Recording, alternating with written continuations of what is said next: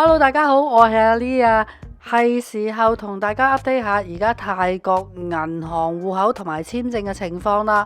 咁一路由車河一路講啦，先喺呢度恭祝各位街坊新一年生活順心，日日有冬陰功嘅熱情，芒果糯米飯嘅甜蜜，日日都太精彩、太舒服、太多錢啦！薩瓦迪比米，新年快樂！最近大家都對泰國嘅靈媒摩普摩普拉伊對2026年嘅預言非常之關注之外呢，相信有唔少打算移居過嚟泰國嘅人對泰國銀行近期嘅舉動呢都感到目定口呆嘅。泰國到底搞邊科呢？唔少嘅街坊呢10幾年前已經開始買泰國樓收租噶啦，分散投資啊嘛。當時開銀行戶口明明係意思作隔山買牛安枕無憂，點知最近銀行嘅政策越收越緊，近呢半年喺毫無預警之下，有唔少自問係循規蹈矩嘅街坊戶口竟然無緣無故俾人凍結，連交水費、電費、管理費都交唔到啊！問管理處，管理處又解釋唔到，搞到大家人心惶惶。唔通泰國打擊 KK 園啫，都會打擊到殺錯良民？我哋呢一班華人業主無情百事列埋入黑名單。有網友亦都反映，佢哋同銀行講：我真係電匯夠錢過嚟入銀行噶，銀行話唔得，sorry。點都唔幫佢哋開戶口。銀行呢一連串嘅舉動真係打亂晒想計劃移居過嚟泰國長住嘅朋友。以前嚟泰國玩，揸住個旅遊簽證去開銀行戶口就好似食自助餐咁隨便啊！去代辦公司又得，買樓嘅時候揾發展商幫手安排又得，或者去銀行買份保險。甚至一啲銀行呢，淨係要求你直接將你退休簽證嗰80萬匹電匯過嚟呢，都已經可以開戶噶啦。開銀行戶口簡直係易過食生菜一樣啊！雖然好多銀行話收緊開戶嘅政策，但係講緊1年前，銀行界仲未有一個劃一嘅開戶口政策。所以如果你喺 A 銀行開唔到戶口，行多幾間，總有一間銀行幫到你手開戶口嘅。但係近半年就變天啦，情況呢就由一盤散沙變成咗政策集中同埋數碼化管理。呢一鋪呢，泰國銀行係寧願瘦身都唔食前面嗰碟和牛扒。點解有生意唔做呢？我哋就要由源頭睇起啦。喂，究竟咩事一拳擊中銀行家嘅心臟，擊中佢哋嘅痛點呢？政策改變、遊戲規則改變呢，都牽涉到退休簽證嘅文件同埋玩法嘅。如果正準備過嚟泰國長居嘅街坊們呢，真係要聽到最尾啊！因為銀行同埋移民局呢，其實係環環相扣嘅，你中有我，我中有你，聽少一句，可能你都會漏緊一啲嘢噶。導火線梗係要追溯翻去差唔多1年前啦。中國有位恩星王星啊，被誘騙去泰國見工，最後被賣豬仔去到 KK 園事件。當時前總理貝東丹雖然承認佢係路經泰國嘅啫，而且仲有句金句：中國人呃中國人，唔好要我孭呢一隻黑鑊啊！但係反而令到事件呢就越揭越黑。從此之後，泰國就俾人話佢係人口販賣中轉站啊！哇，多年嚟建立嘅旅遊業大哥招牌呢，真係俾佢一鑊翹起啊！而事實上，我哋睇翻成件 KK 園嘅事件呢，好多時事主都係經過泰國而被賣豬仔去 KK 園嘅。咁泰國係咪真係責無旁貸呢？喺呢一度呢，我哋首先唔討論啦。而泰國亦都得到佢應有嘅懲罰啦，就係旅遊業大受打擊啊！特別泰國一直以嚟呢，長期嘅客戶呢，主要都係嚟自中國啦，所以今次呢 KK 園仲未完全消滅，但係泰國嘅經濟呢，就隨時玩完啦。雖然近排佢係咁話要炸 KK 園啦，但係大家都係要再睇耐啲先知道究竟係真炸定係假炸嘅。好啦，翻返嚟銀行呢個 topic 先。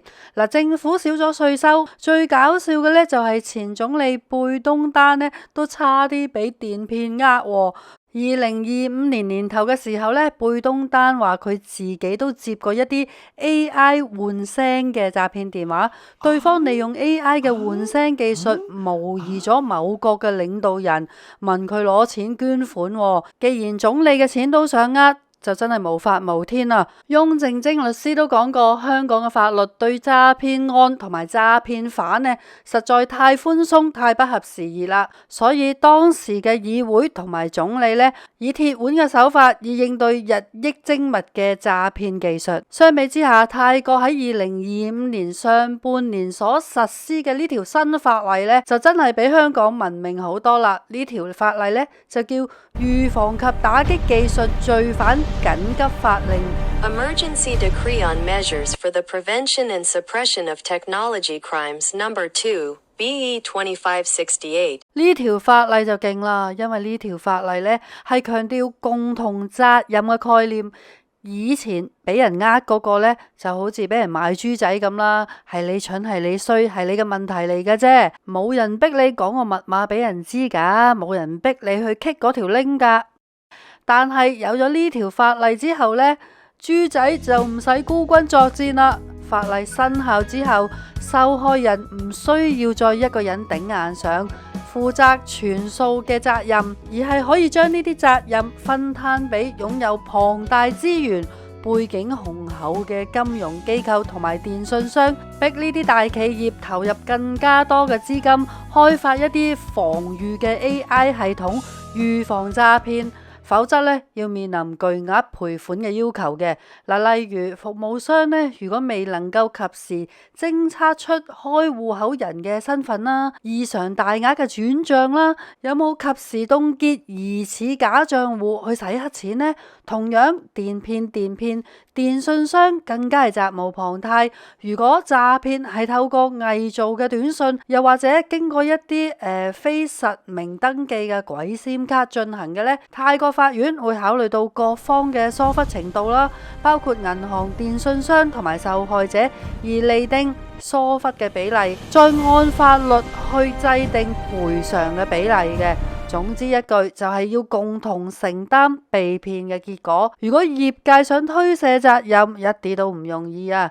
而家亦都唔輪到佢哋側側膊草草了事。泰國政府為咗保護苦主呢，同時亦都推動咗3大關鍵機制嘅。第一，政府設立咗受害者補償基金。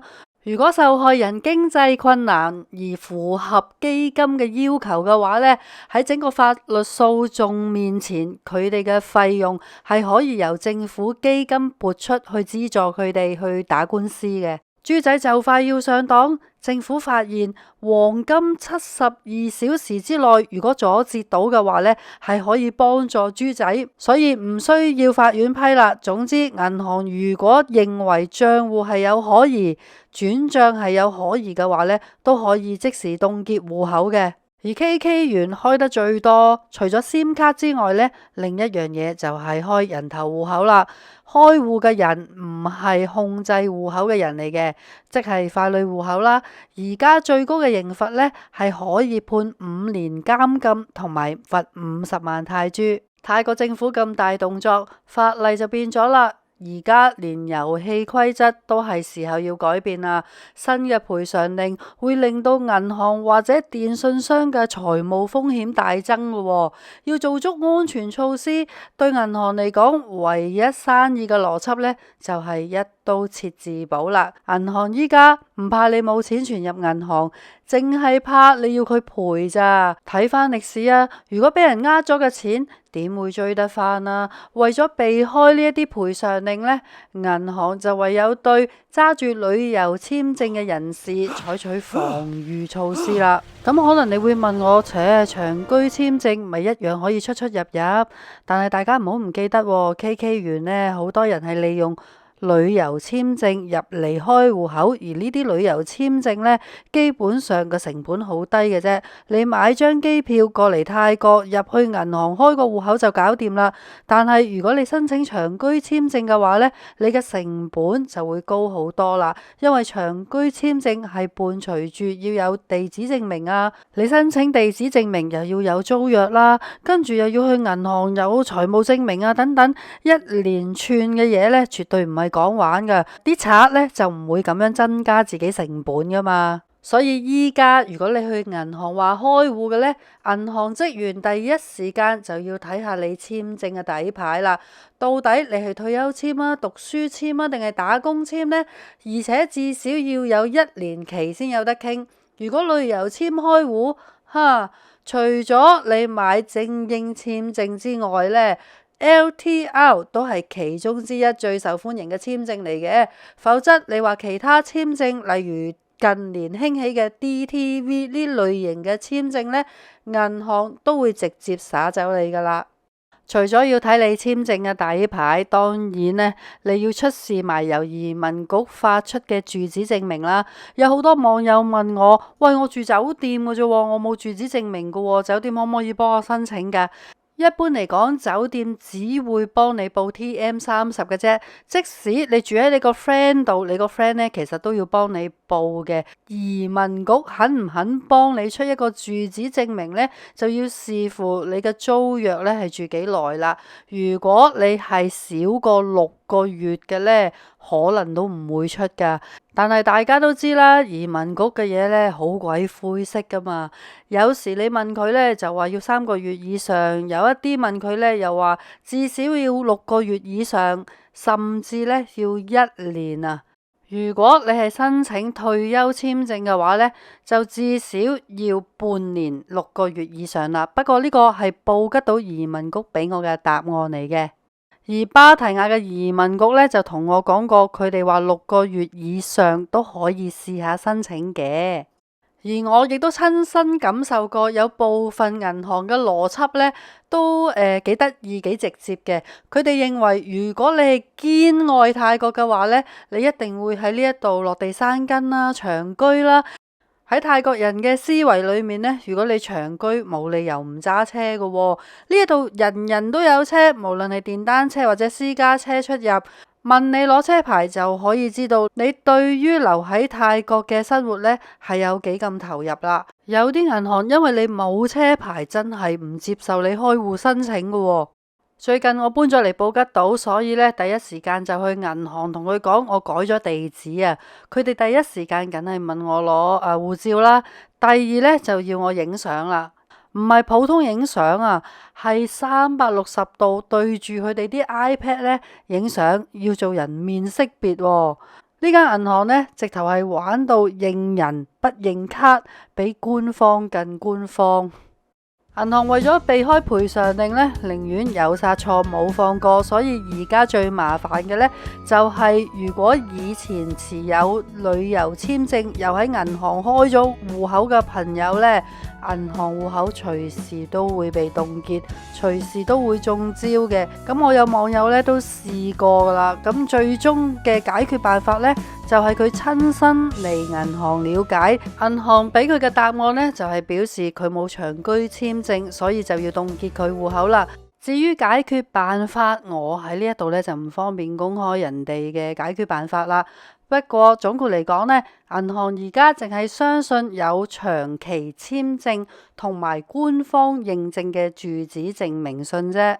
話雖如此，雖然開戶困難啫，但係相反，如果你或者你身邊嘅人喺泰國遇到相關嘅詐騙問題呢，而家都可以經過民事索償翻去睇下，可唔可以攤分咗被騙嘅金額嘅。咁當然呢一啲呢，就要揾專業律師去幫手啦。哇！呢一集呢，真係海量咁多資訊啊，講都講到我口乾啊。咁大家如果未訂閱嘅呢，就記住訂閱啦。雖然呢而家呢，就唔係話會定期出片嘅，但係如果收到啲咩新消息啦，又或者我認為比較重要嘅 message 呢，我係會以郵車口嘅形式同大家分享嘅。